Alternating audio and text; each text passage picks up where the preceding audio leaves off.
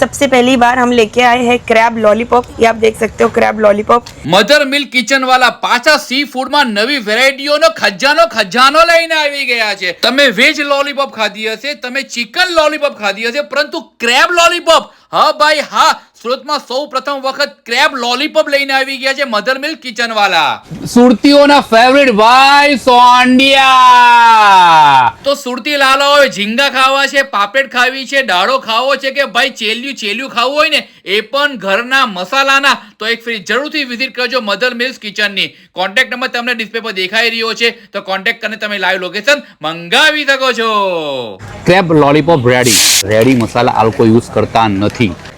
વારંવાર એટલા માટે કહું છું કે ઘણી બધી જગ્યાએ બહારના રેડી મસાલા હોય છે, પરંતુ આ લોકો ઘરના મસાલા વાપરે છે અને સારી ક્વોલિટી, સારું ફૂડ અને સારું તાજું સી ફૂડ ખાવા માટે એક ફેરી જરૂરથી આવજો।